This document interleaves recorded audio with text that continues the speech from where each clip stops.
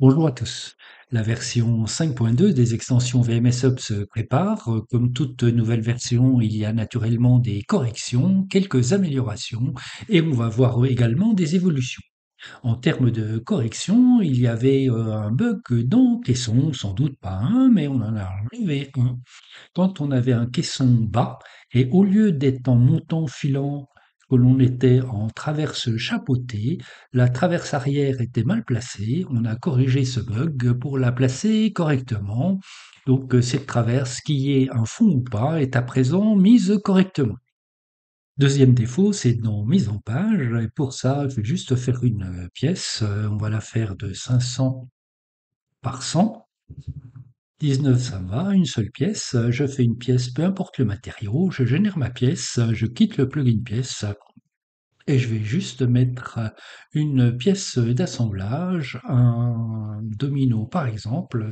Je mets mon domino, je lance le plugin mise en page, je clique la pièce que je dois mettre en page. Sur la mise en page, les pièces d'assemblage ont disparu et on les trouve naturellement sur la vue initiale. Je suis à présent en SketchUp 2017 avec la même pièce. Je fais donc la mise en page. Je lance la mise en page. Ma pièce est correctement représentée, mais dans la vue initiale, tous les composants d'assemblage ou de quincaillerie, etc. ont disparu, ce qui est relativement ennuyeux. Ce bug a été corrigé. La façon de s'en sortir qui n'est pas complètement satisfaisante, j'édite la pièce, je fais en affichage la géométrie cachée, je vois à présent mon domino que je vais révéler, je vais sortir du mode assemblage, enlever la visualisation géométrie cachée. Et là, si je passe ici, je vois donc que ma pièce, on voit que les arêtes ne sont pas là. Affichage style d'arête profil. Et naturellement, quand je fais ça, je vais mettre à jour la scène. Donc en version 2017, soit on n'a plus les assemblages, soit on les a également sur la mise en page. Ce bug sera donc corrigé avec la version 5.2. Cette nouvelle version 5.2 verra des améliorations pour les extensions Entaille et Bouffe-Tout, et ces deux extensions sont notamment utiles pour ceux qui n'ont pas la version Pro de SketchUp ou ceux qui ne souhaitent pas utiliser les outils solides de SketchUp ou éventuellement l'extension NROS Solid Tools, j'en ai déjà parlé. La principale évolution de cette version 5.2 va concerner la gestion des épaisseurs de panneaux. Si je lance le plugin pièce, que j'ai un matériau ici comme du contreplaqué panneau, je vais avoir les épaisseurs des différents panneaux qui sont indiqués ici et donc je vais choisir dans une liste déroulante.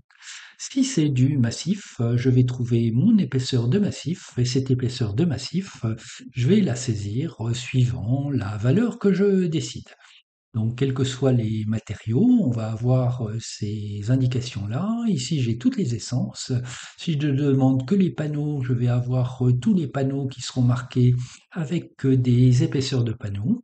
Et si je suis simplement en massif, je vais cliquer non pas panneau, mais massif ici. J'ai simplement une zone de saisie. Si je quitte le plugin pièce, on va s'apercevoir que c'est valable aussi pour trace pièce. Ici, je suis avec un panneau, ici, je suis juste avec un matériau. C'est valable pour partition. Et donc, en partition, on ne peut poser que des panneaux. Donc, c'est les épaisseurs de panneaux qui apparaissent. Et c'est naturellement valable aussi pour caissons. Et pour les caissons, on va choisir donc l'épaisseur du matériau dans une liste déroulante et l'épaisseur du fond dans une liste déroulante en fonction du matériau qu'on a choisi. Comment cela fonctionne? Je suis ici dans le dossier SketchUp 2024 SketchUp. J'ai donc mon dossier matériaux qui est là avec mes différents dossiers de matériaux. Si j'ouvre le dossier mes matériaux, j'ai un fichier qui s'appelle boardlist.txt et chaque fois que je crée un matériau de type panneau, par exemple avec le plugin pièce, ce fichier est mis à jour. Automatiquement, apparaîtront donc à la suite du libellé du matériau les différentes épaisseurs.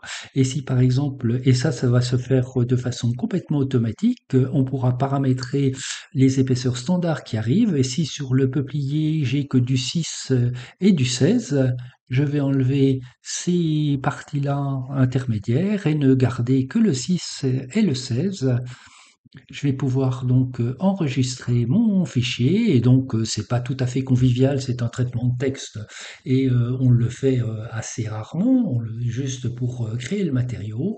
Et une fois que j'ai fait ça, je vais retrouver donc ces valeurs du peuplier ou ces valeurs du MDF à cet endroit-là. Si je relance le plugin pièce, que je sélectionne comme essence les panneaux, si je regarde le peuplier, j'ai bien les deux seules dimensions que j'ai choisies, et si je regarde le mélaminé, j'ai les dimensions du mélaminé qui m'intéressent.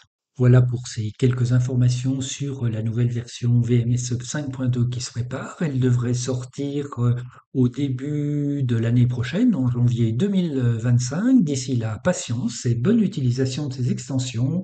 À très bientôt.